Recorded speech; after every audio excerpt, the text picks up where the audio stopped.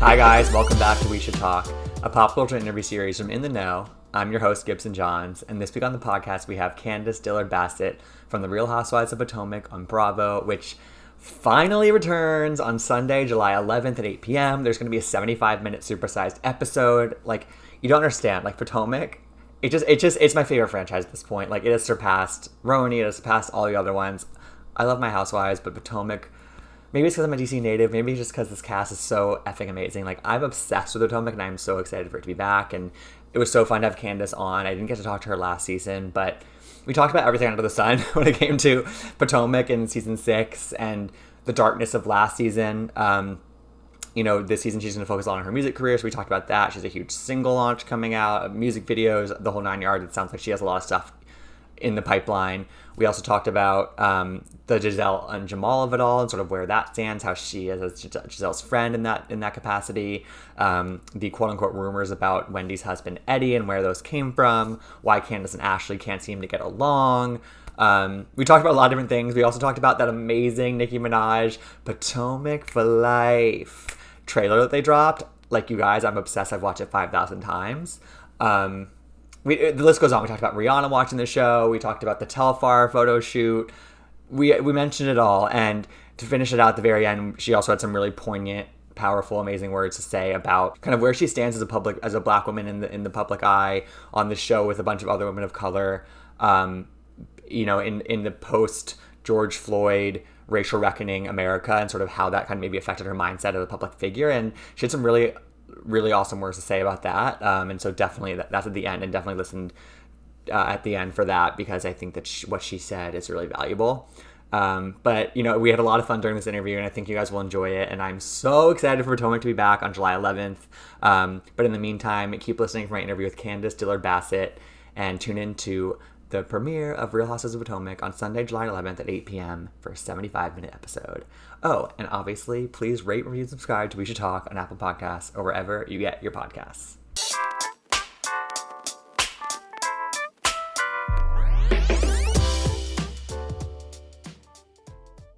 All right, so we're here with Candiace Dillard Bassett from Real Housewives of Potomac. Candiace, how are you? I'm so excited for the show to come back. It's good to see you on this lovely summer day. It's summertime, honey. I know. I'm feeling the summertime. I feel like we're finally around that corner where it's just like, we're here. Do you have cicadas? So I am in New York, and we don't have the cicadas, but I was at home in DC, and we did have the cicadas, obviously. Candiace. Oh my freaking hell. Like, so this is like our breakfast room, and our house backs up to a nature preserve. Oh my God. So you're in it. You're in it. And they would die. We have a porch right here. They would just come and like smack into the window and die. There were like 50 of them dead on our back porch. And I don't know what it is, but I just I'm deathly afraid of them. I've never seen them before. It's creepy. The noises they make. So I didn't really go outside, and now they're dissipating significantly. And I maybe see one. You're coming out of hibernation, just like they came out of hibernation. Exactly. Absolutely. Yes. So yes, it's really summer for me. I'm going to be out in the streets playing around, cicada free. I'm obsessed. Yes.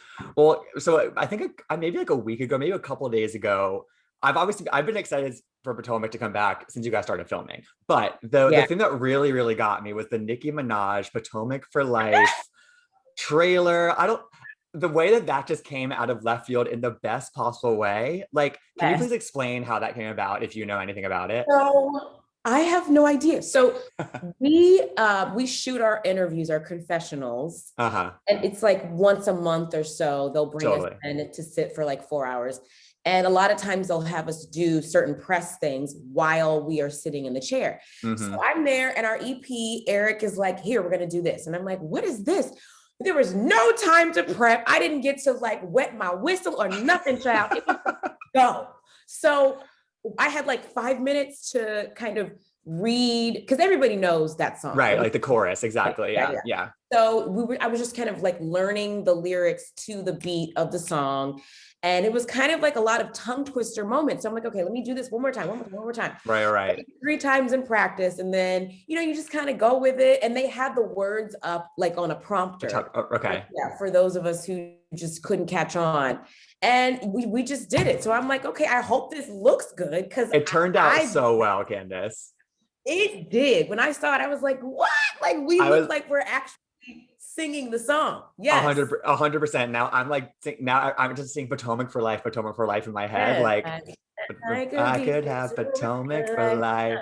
Hey. Yes. Oh, it's so good. My only complaint is like they could have gotten like you to do it. You know what I mean? To actually. You know what is so funny? When it started, I was the first one to start the lyrics. For a second, I was like, is that my Did voice? They somehow get you? Right. What? Because they didn't explain to us exactly how they were going to make it work. I love it. But no, for a second, I was like, that sounds like me, but I am not a lyricist in that way. That is not my ministry. I'm a singer now, album dropping soon, single dropping soon, but no, I'm not a rapper. So that was okay. But it also must feel good. I think I don't know if Nikki necessarily, like, I hope she watches, but she commented on Wendy's post of it. Did. And then Rihanna obviously watches the show. She has made that known by following certain people. Like, it must feel good to like have some of this like attention from some of the most major people like in the entire world, you know? Like, it's pretty awesome. It's surreal in like the craziest way. Because I mean, yeah, Rihanna is an icon. She's literally, as a singer and as someone who is putting music out right now, I will sometimes say, like, why wasn't I Rihanna? Like, everything about her music, her lyrics, the type of music that she puts out, her vibe, her brand is just, it's magic. Yeah, incredible. So everything. I'm obsessed with her, and it just is so freaky that she watches our show. I almost want to go hide, because I'm like, right. It's almost like, oh my God, like knowing that her eyes are on you, right?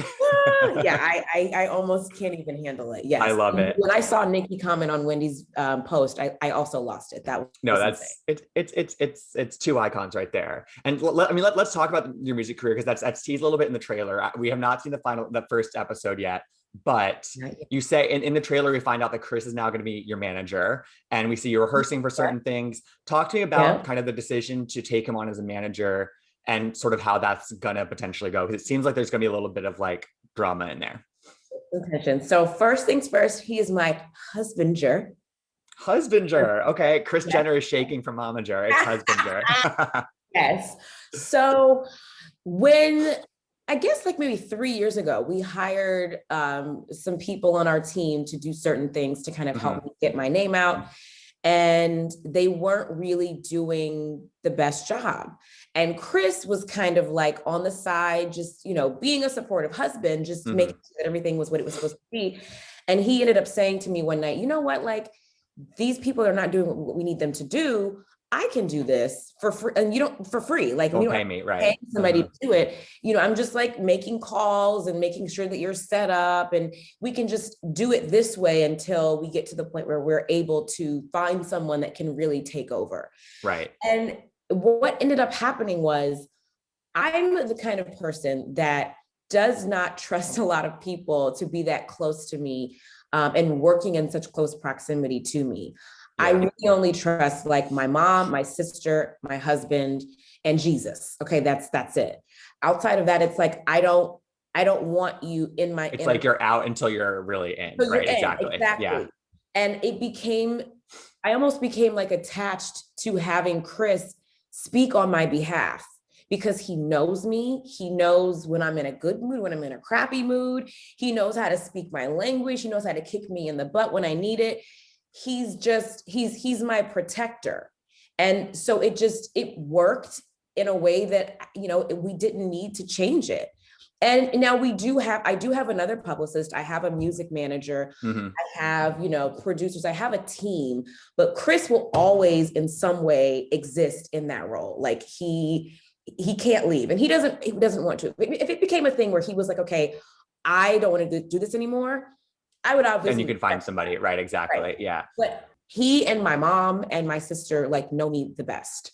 But I think that makes total sense, because like you look at so many other like established pop stars and recording artists who have had either their moms or their dads or other people in their life manage them. And I think what you spoke to just about like honestly, probably just the trust, because like you do put so much trust in some of those decisions to make. And so I think it makes perfect sense, but it's obviously, I feel like you also probably have to fall into the right dynamic. Oh yes, outside of the personal. Yeah.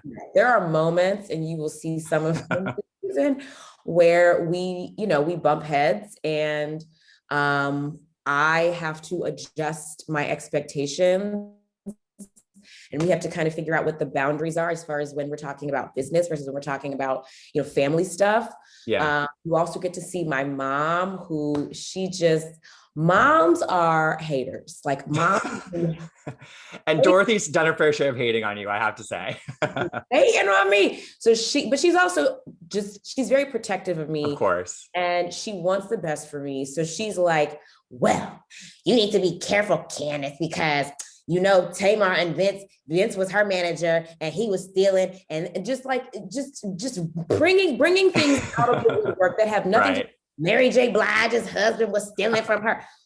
I am not Mary J. Blige. What are you saying to me right now? Like, she pulls things from the pop culture and wants to just apply them to you, right? No, ma'am. Okay. Ma'am. Stop it. Yeah. And so you teased up getting a new single coming, and I was bopping to "I See You" when I was preparing for this interview. So what's next for you in the music realm, and like when can we expect to hear a new song? So a lot of crazy, fun, amazing stuff is coming for me with music. You do get to see a significant part of that journey played out this season, which I'm very excited about. It was a lot. It was a lot. We shot two music videos in 1 week. We had some bumps and bruises with videographers, and like just the team was like adjusting and figuring things out. Right.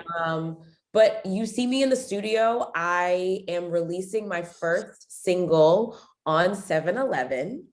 There we go. I mean, that's hello. Perfect. Yeah. So, and you'll get to kind of see the journey of that single being made and that visual being made. My album is dropping in August. We haven't released the date yet, but we're working on that. I'm rehearsing for live performances and live shows. Funny enough, I actually am probably going to end up doing, as a part of one of my live performances, a Rihanna cover. So I mean, come on, get those bad gal Riri eyes back on you, Candiace. Come on. Yeah, that's perfect. So, yeah, I'm really nervous, but really excited to be giving birth to something. Not a baby yet. But part of your career, and I feel like this has been, ever since you've been on the show, I think that it's been clear that this has been part of your aspiration, and I think to see it come to fruition in some sort of way is cool. And I feel like it's kind of like we're reaching a certain point in that journey with you, and that just shows how long you've been around with us, and I think it's really cool. That's crazy. Yeah, no, it really, and when I look back and think about how far I've come from my first season to now we're in season 6, which is insane. It's like nostalgic, like, thinking back, like what it was like to be hazed in the beginning.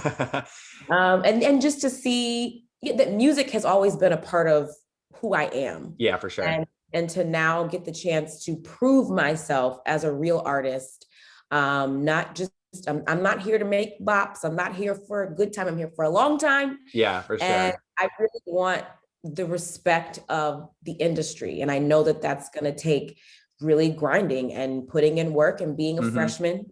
Yeah. And that's what I'm doing. And you've been in that position before on Potomac. Yep. And you sort of just mentioned now sort of like what it's thinking back to that season when you were the rookie and people gave you, like, you were given a really hard time by your castmates.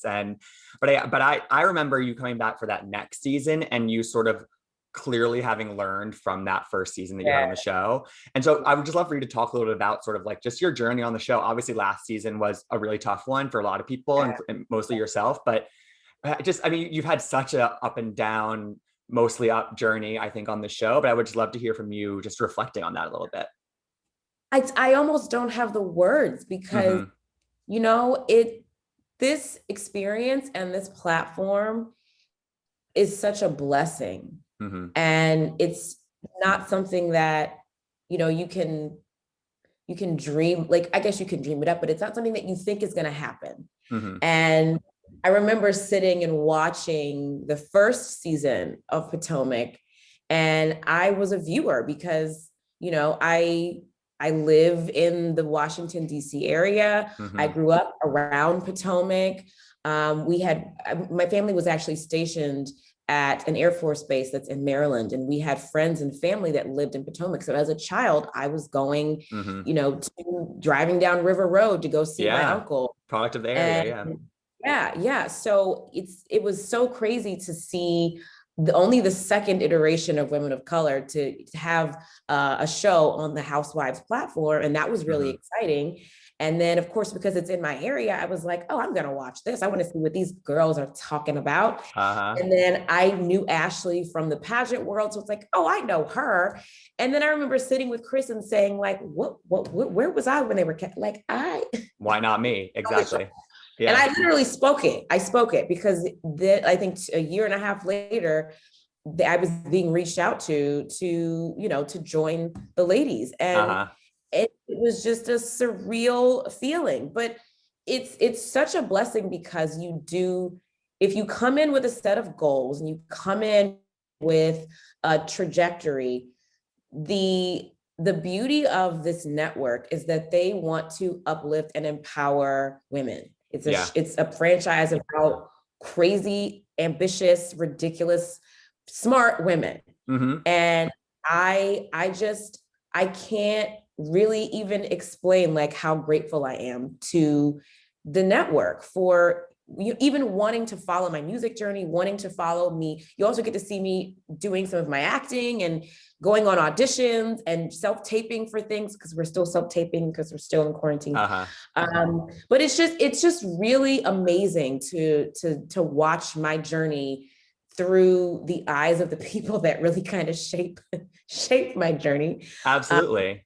And just watching me grow on TV, watching yourself on TV. It's really weird and unique to watch yourself on television, like watching me argue with my husband, watching me fuss with my mom. You don't get to see that. And that really shows you, it's the ultimate mirror, right? To get to see yourself fight and say, well, maybe I need to be nicer, or maybe I need to be tougher, or maybe I need to learn when to be quiet, or maybe I need to, give them some more of my finger or whatever it is. Yeah. Kind of get to see yourself and learn to adjust based on the way that you come across on the screen. Yeah. I mean, I've interviewed, I can't even count the amount of housewives that I've interviewed over the years. And but what you just said is a lot of people have said similar things to what you just said, which is like, people can think of these shows in a negative light and I don't, but like that mirror that it really can, if you think of it in the right way, it can be sort of like a living learning lesson for yourself and a way to improve yourself. And I think that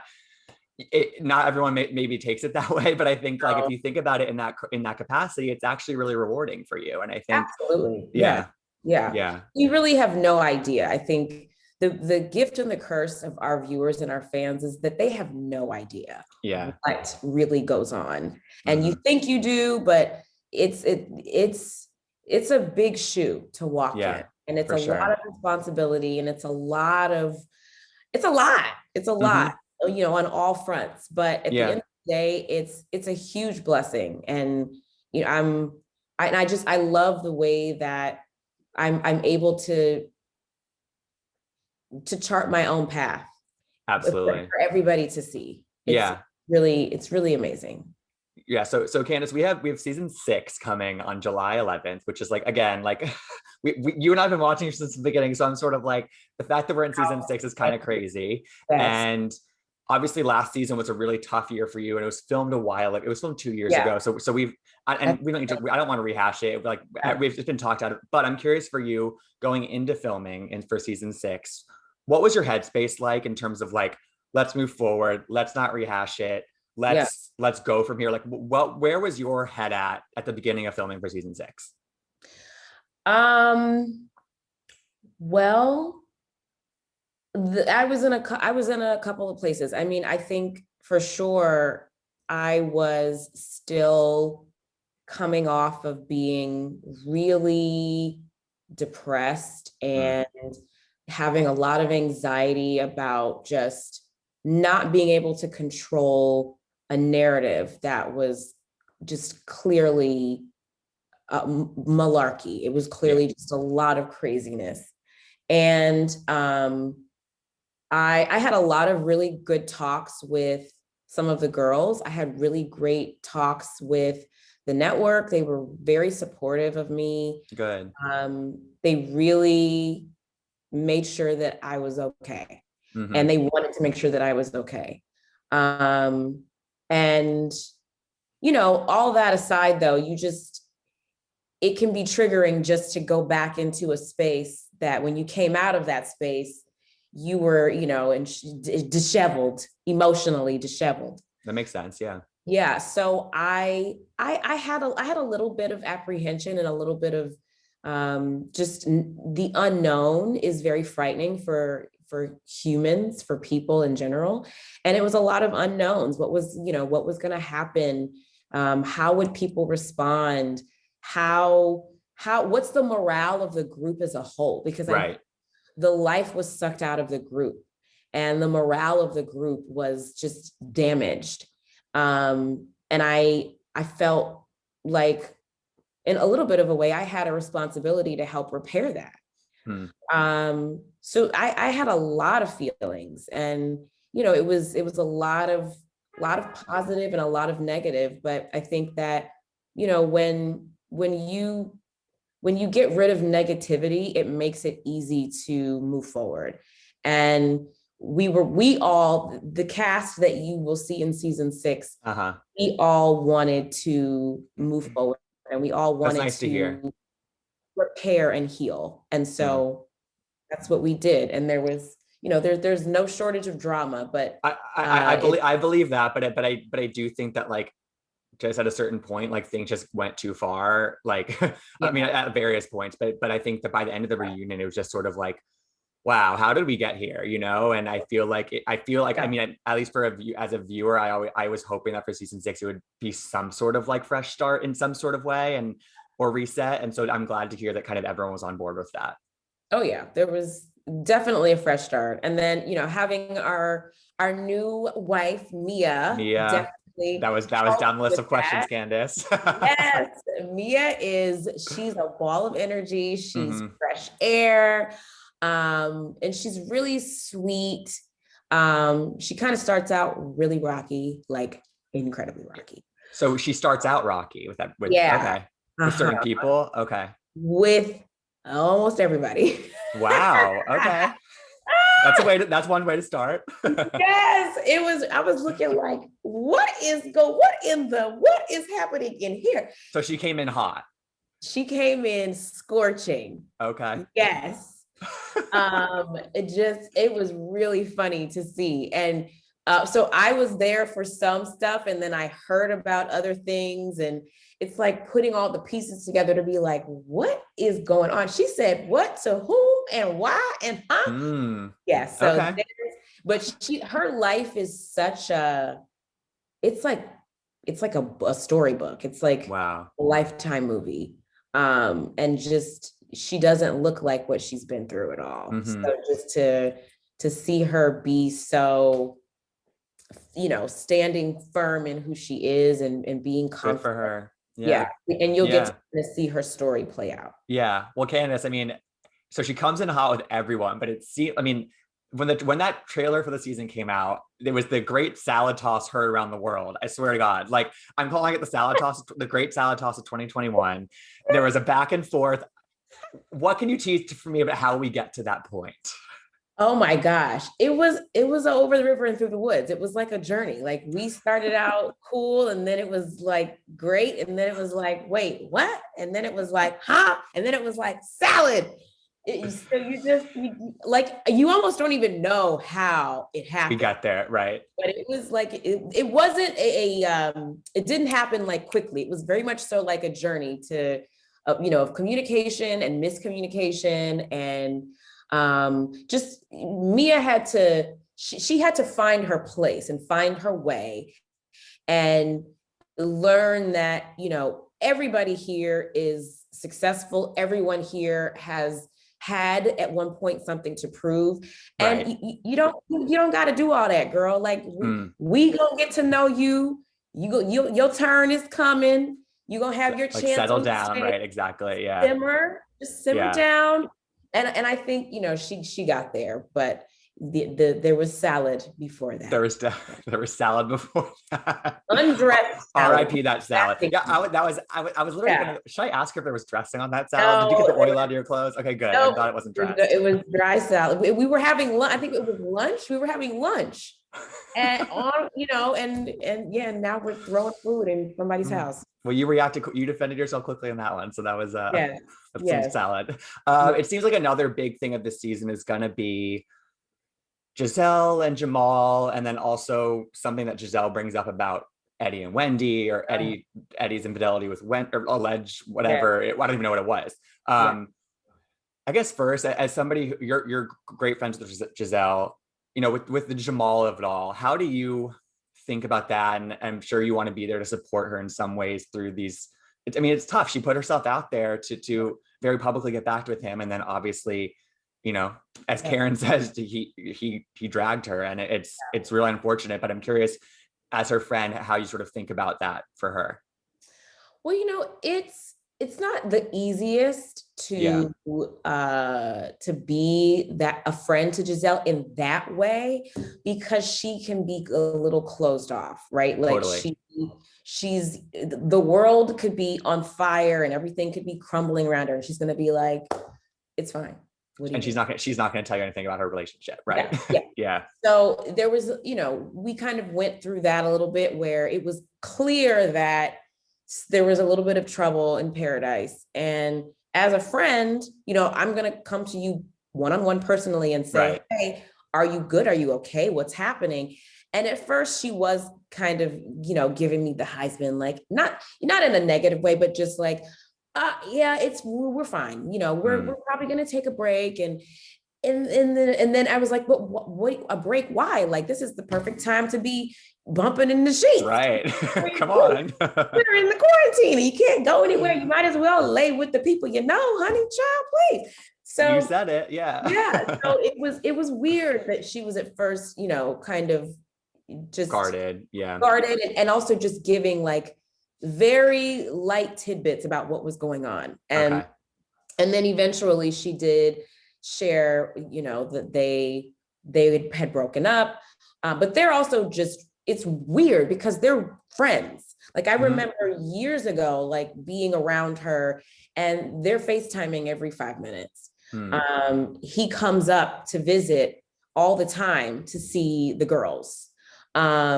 He was here for, was it her birthday? Not her birthday. His birthday. One of the kids' birthdays. He was here. And there was another holiday that he was here. And it's like, y'all are broken up, but they still interact a lot, right? And like, where's he staying? And she's like, mind your business. So it's, you know, it's hard to get anything out of it. Maybe a lot of gray area. Yeah, for sure. Yes. But they seem to be doing whatever, and it seems to be working. So she's doing her thing, and it's kind of like you guys just keep your opinions, she's kind of like keep your opinion to yourself a little bit. Yes. Right. Yes. Yeah. And then, but when it comes to the Wendy of it all, what can you teach me about that? I think as fans, we don't really know what exactly is said or is repeated by Giselle at that lunch with Ashley, but it seems like it comes to a head between her and Wendy in some capacity. What can you sort of tease to come from that? Yeah, that was interesting. Because, oh God. So Ashley kind of like comes in and sweeps in and drops this bomb and then leaves. So I was like, what just happened here? And I don't want to give it away, but the rumor seems to be coming from the direction of Ashley and Giselle. And I don't know if Wendy knew about it beforehand. I had not heard about this rumor. But Wendy was very angry. And what you see when she's sitting there on that couch and she's like, what you're not going to do is, we were all looking like, what is going on here? Like nobody knew what was happening. So that was intense. And and, you know, a lot of heated words were exchanged. Naturally. Yeah. Yeah. And in those moments. And it was a lot. And I was pissed. I was like, you know, this is supposed to be like fun girl time. And here comes Ashley and her forehead coming in here, dropping bombs and starting some mess. What are we doing? Candiace, I'm curious for you because like you said, you mentioned, and we all know this, is that like Ashley was the person that you knew in the group. And you guys have had like more than your fair share of issues in the past. Yes. And are we going to see more of those issues this season? Is it more coexisting? Like, where do you guys stand at this moment or in this season? Interestingly enough, there are some weird things that that happen between myself and Ashley. Like there's an ebbing and flowing. So maybe some positive vibes between you guys for like 2 minutes. And then I'll take it. Who knows what happens after that. It was definitely weird. Yeah. Yeah. What do you think it is about you guys that it's kind of like oil and water? Oil and water. Yeah. I just think I think it's that. I think that, you know, we just have differing opinions on how to breathe. It's just, we are just very different. And I think we just butt heads. And I think there are just things that have happened that I guess we both are not able to let go of. In my personal opinion, I have a real reason to not let go of some things. But she's entitled to her feelings. Right. And it just makes for a very contentious relationship. It does. I mean, it's maybe it's because on the surface you guys have a lot in common, but you actually aren't. Right. That's in some ways you're not that similar either. So it's sort of like, I don't know. It's just interesting because you'd think that on the surface that you guys would get along, but you know, it makes for good TV, I have to say. So yeah, no, I think it was funny. I was talking to one of our producers, and you know, when you have new girls come onto the show, they obviously like postulate and say like, oh, we think that this person would get along with this person. And we still talk about how crazy it is that Ashley and I butt heads in the beginning, and that I gravitated toward Karen. Right. Like, that was, they still talk about how weird that is and how no one saw that coming. And that to me is what makes these shows so great, is that like the relationships are ever changing, ever flowing between each other. And like, you know, what happens one season might affect what happens the next season, but it also might be the complete opposite. So it's like, and you know that best. So it's like, I think that's you just never know what you're gonna get. You never know. You kind of alluded to this earlier, but I'm curious, just like as somebody who's so in it, obviously you're on the show with 6 other women, and I think we've seen it we saw it last season. We also saw it in past seasons where like the blogs and the social media of it all it sort of like heightens the narrative during the season. And then we go into the reunion and it sort of like takes it to the next level. And I'm curious, like for you, not specific to last season, because I think it's happened with like some of the Ashley and Michael stuff. Like it's really, the media plays a different role in this show, I think in particular, versus other Housewives franchises in different ways. Yeah. What's it like for you being in that and like dealing with, it's almost like this extra like X factor on the show, you know, and it's almost like an 8th cast member, like the blogs, you know, and I'm just curious what it's like for you to kind of navigate that, I guess. So the blogs didn't bother me, and they weren't a thing for me until season 5. Yeah. Prior to that, you know, I respected what they did. It's like, okay, right. Your job, you're selling ads, this is how you eat, fine. Yeah. But I also had not experienced like blatant lies before. So then when that became the game, it became this, you know, this huge point of contention for me that contributed greatly to, you know, me feeling like I was going crazy. Because people do listen to what the blogs say, and a lot of times people will take the blogs as the gospel. People that don't even watch the show will follow the show in some of the blogs. And, they're not journalists per se, but as a journalism major, someone who studied in college, I still think that you have a responsibility to uphold some level of integrity in what you print, what you say. And I feel like that is sometimes thrown to the wayside in place of sensationalism and just wanting to be like overly bombastic. Get the headline and right. Yeah, exactly. Yes, right. And there are ways to, get the headline and have like that clickbait, if you will, without just blatantly lying. Yeah, and for sure. There have been some really horrible things said about almost all of us. Yeah, all of you. Yeah, it can be rough. It's incredibly rough. And I think this season, Wendy experienced that. And I got really upset. They will probably cut it out, but because I got really upset. And I was triggered. Like, people talk or joke all the time about being triggered by things. The conversation that was being had where Wendy was, admonishing Giselle, triggered me because I remember how I felt hearing things and reading things that were just totally untrue. And here we have, we're talking about a blog on our show that's trying to ruin a family. Right. By the way, the rumors, the Osefo rumors, I believe are untrue. They are untrue, if you ask me.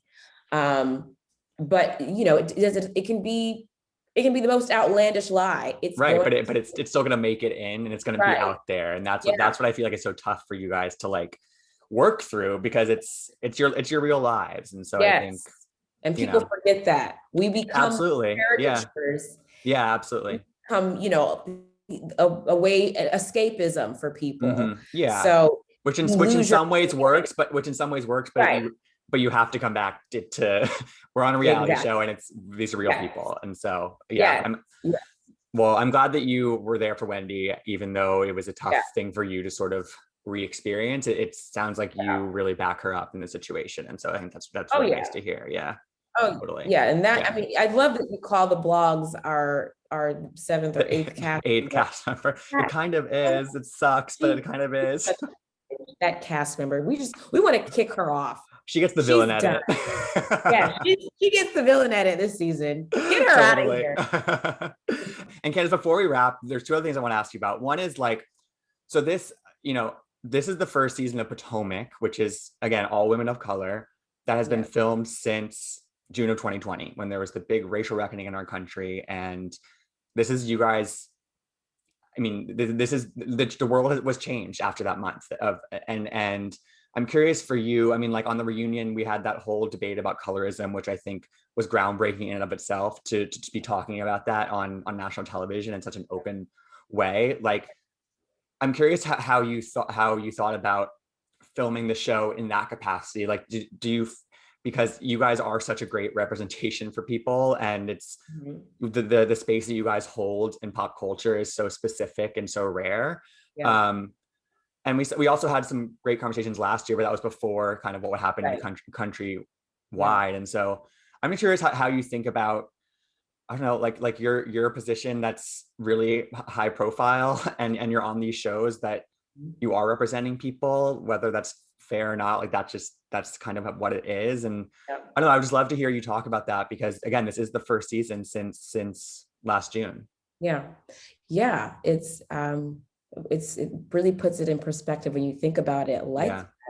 But what's funny is that I have always talked about race. I've always for sure been someone who wasn't afraid to broach conversations around colorism, around race, around issues with marginalized groups as a whole. Absolutely. And it's what's so funny is that I remember a couple of years ago, I was kind of new on the show, and I would say whatever about Black people, whatever, just I speak about race as if it's a part of my everyday life, because it is. I can't take off my skin. I can't conceal who I am. And I would get backlash. People would say, why are you always talking about race? Why are you always making things about race? It's not always about Black and white. And it's so funny now that I have those same conversations and I talk about those same things on my platform, and I get praise for it, or people are retweeting it and adding, their 2 cents to what I said. And I think that that's a testament to where we are as a society, which is a good thing. But it also just underscores how far we have to go, that we're in 2021. We've had a Black president. We have a now Black and Asian female vice president. And just there's so much progress, but there's still so much that needs to be understood. And I think that, George Floyd's death was certainly a catalyst for change and a catalyst for the Black Lives Matter movement to continue to grow and swell in a positive way. But there are still those people out there that are so uncomfortable by the thought of having conversations about just being Black, and the fact that my Blackness makes you uncomfortable is a conversation that needs to be had. Or me talking about my Black experience, that making you uncomfortable, that's a conversation that we need to have. And we shouldn't be afraid to continue talking about those things. And I'm grateful that, I'm on a network that is not afraid to have those conversations, and not afraid to, throw a monkey wrench in the situation by changing things up and having those difficult conversations in the forms of forums, having those hard conversations in the form of, adding new blood that's intelligent and beautiful and not afraid to shake the table to casts. Ebony K. Williams is a perfect example of that. Bershawn Shaw is joining New York very soon. I can't wait for her. I've met her a couple of times and she's so sweet. So I'm really excited for her. Well, I think it's interesting you bring up Ebony, because like what you said earlier, which is like, why does everything have to be about race? Why does everything have to be about race? And that's something that I see people keep saying about Ebony on Roni. And it's like, like you just said, it's part of her life. And it's not her just bringing it up because to create issue, it's her bringing it up because it's her part of her life, and it's part of, and so I think she's a perfect example of what you just said. And I think that it's people watching these shows need to get used to these conversations. And I think it's, I'm glad that, the gag is, it's an issue for you because you don't have to live it every day. But as a Black woman, a Black person who has to live in this skin every day, I can't turn it off.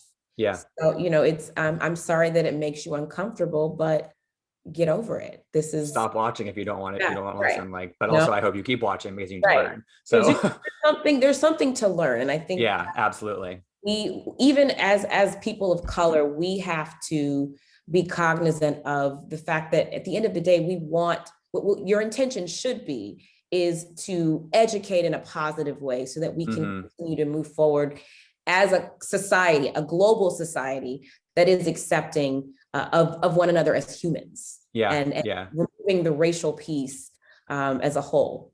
And I think I just love, like you said, that Bravo is, it's in terms of television, in terms of cable TV, in terms of reality TV, you guys are really at the forefront of some of this change. So I think it's really awesome. And I think the past year has been a big change one for Bravo, but I think it's all for the better. And so I'm just excited about what's to come.